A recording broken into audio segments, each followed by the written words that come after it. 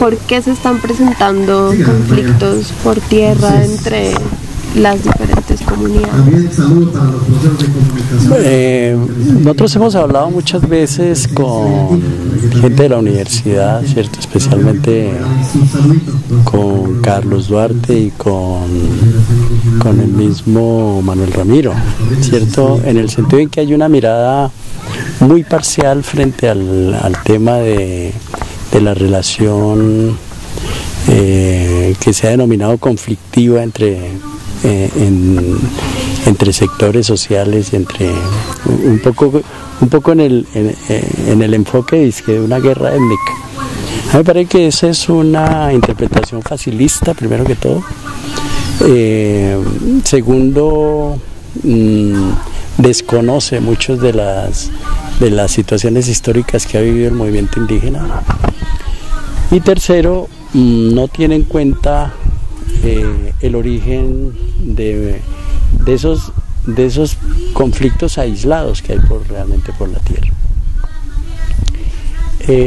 Lo que digamos está claro dentro del proceso histórico del movimiento indígena es que los indígenas inician su pelea por la tierra alrededor de una consigna campesina que se llamaba la tierra para el que la trabaja. Esa consigna, sin lugar a dudas, fue una consigna válida, pero tenía un alto contenido político y era el contenido de la proletarización de la gente del campo. Entonces, lo que quería decir que el poblador rural tenía obligatoriamente que trabajar la tierra, ¿cierto? Más que en el sentido de una productividad para su seguridad alimentaria, lo que había allí era un involucramiento en el mercado. Esas situaciones que no fueron muy claras, planteadas en los años 70, tuvieron un elemento interesante, y era que las organizaciones sociales no se llamaban sociales, sino se llaman organizaciones gremiales, es decir, eran producto de las luchas sindicales. Y por ser producto de las luchas sindicales, tenían un método de trabajo en el que sus dirigencias eran cuadros de los partidos políticos. Esa situación fue la primera que entró el movimiento indígena a cuestionar, ¿sí? Desde la idea de que las organizaciones de origen social deberían ser organizaciones autónomas. Eso no le gustó a los movimientos políticos, ¿sí? Y por supuesto entonces el CRIC empezó a ser cuestionado por las corrientes de la línea correcta, ¿sí? Y esas corrientes de la línea correcta empezaron un poco a distanciar al CRIC y a cuestionarlo por sus actuaciones. Todo ese, digamos que esos análisis a mí me parece que están desconocidos en la investigación de los eruditos del tema, ¿sí? Uno nunca ve esas situaciones allí reflejadas cuando son una realidad permanente, o así lo ha sido en el departamento del Cauca. Entonces, ese solo enfoque de que los cuadros políticos no podían ser los dirigentes de las organizaciones de esa época llamadas gremiales, sino que las organizaciones gremiales deberían de manera autónoma elegir sus representaciones, creó dificultades. Y le crea dificultades tanto que el movimiento indígena resulta un poco zafo de la ANUC, ¿sí? Y zafo de la ANUC no tanto porque haya una incomprensión frente a las diferencias, sino porque lo que no se comparte es eso.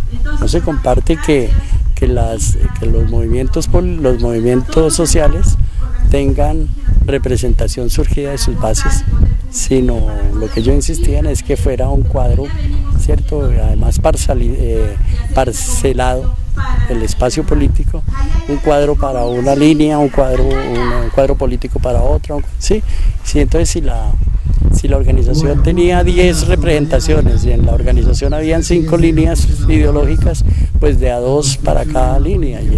Entonces eso realmente alteraba la realidad del movimiento indígena, los movimientos sociales. Y tanto que nunca se pudieron poner de acuerdo porque cada uno consideraba que era la línea correcta. Entonces el Partido Comunista tenía su propia línea, ¿cierto? La línea de Defensoagro, los del EPL tenían sus otras corrientes, ¿sí? Las corrientes ML y todo, es decir, iban parcelándose las corrientes y no permitía, ¿cierto?, un debate realmente sano. Entonces, este tipo de situaciones hace que el movimiento indígena se interese más por la interpretación de lo que significaba la invasión de tierras de la época, porque ahí se le llamaba invasiones de tierra, además estaban justificadas mediante la ley, ¿sí? La gente invadía territorios que estaban siendo que no estaban siendo trabajados por los terratenientes, estaban inútiles, llamaban ellos, ¿no? O sea, entonces lo que hacía el campesinado, el sector rural, era tomarse esos territorios, ¿cierto? Y el Estado se los reconocía luego y le pagaba al terrateniente lo que le costaba el terreno, ¿sí? Pues esa cuestión que la promovió el mismo Gerard Restrepo y que con el INCORA puso a funcionar sus cuadros también para que organizaran a la gente y reclamaran esos terrenos, porque era el involucramiento, era un mecanismo para el involucramiento del país en la globalización, ¿sí? Era para imponer las corrientes verdes que ya estaban aquí funcionando y todo, pero eran las corrientes productivas, del mercado productivo, entonces para meterlos en el monopolio, o sea, todo lo que de alguna manera es el resultante de lo que es la economía rural en el país actualmente. Y esa, digamos, esa situación, así como debe, insisto en que ha sido poco analizada por los estudiosos, entonces da como resultado que el movimiento indígena reenfoque, ¿cierto?, sus criterios frente a la participación en el proceso de reforma agraria. Y entonces lo que dice es, nosotros somos beneficiarios de reforma agraria, pero en otro sentido, ¿sí? Nosotros somos beneficiarios de la reforma agraria en el sentido de que estas tierras fueron nuestras, no fueron quitadas, y entonces tenemos que recuperarlas. Y ahí es donde nos surge, ¿cierto?, el término recuperación de tierras. Es esa lógica que da un nuevo enfoque a las luchas indígenas, invita a un nuevo proceder del accionar político del movimiento indígena. Y entonces ya la lucha no es solamente por la reforma agraria, sino ya la lucha es por la recuperación de sus títulos, la lucha es por el reconocimiento de esos títulos, ¿cierto? La lucha es por lograr que los territorios donde hay demasiada población entonces sean ampliados para que haya más acceso a la tierra en términos de equidad y en términos de lo que mismo planteaba la norma de reforma agraria, que eran las unidades básicas productivas, las famosas UAF. Entonces, ese tipo de situaciones da resultados muy importantes para el movimiento indígena. Uno podría decir, y así lo han dicho también otros teóricos, es que si hubo reforma en el país, si hubo reforma agraria en el país, quien la ha sostenido es el movimiento indígena, ¿sí? Porque el movimiento campesino recibió cantidades de tierras, pero la forma productiva en la que las metió el gobierno, ¿cierto?, en las que la metió el Estado, hicieron que esas entregas de terreno fueran ineficientes, los campesinos no tuvieran formas de producirlas, no hubieron créditos suficientes para ellos, estaban metiéndose en toda la lógica de la tecnología, entonces venían los problemas de baja productividad, entonces los campesinos quedaron endeudados con esas tierras. Entonces, ¿qué es lo que dice el movimiento indígena? El movimiento indígena dice, no, es que si estas tierras eran nuestras no tenemos que pagarlas, ¿sí? Entonces a diferencia del movimiento campesino que tenía que pagar un porcentaje de la compra de esa tierra. Y para eso se suponía eran las cooperativas o las tiendas comunitarias, o sea, todo ese tipo de procesos que fueron dando allí respondían a una lógica de la economía en la que se la estaba metiendo el país.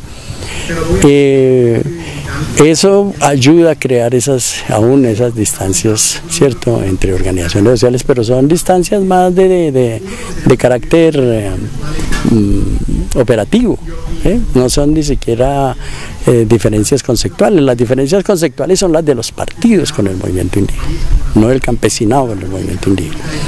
Y desde esa, digamos que uno empieza a ver cómo en los años 90 el movimiento indígena logra de alguna manera con la constituyente, ¿cierto?, hacer una nueva reinterpretación del país en términos de normatividad.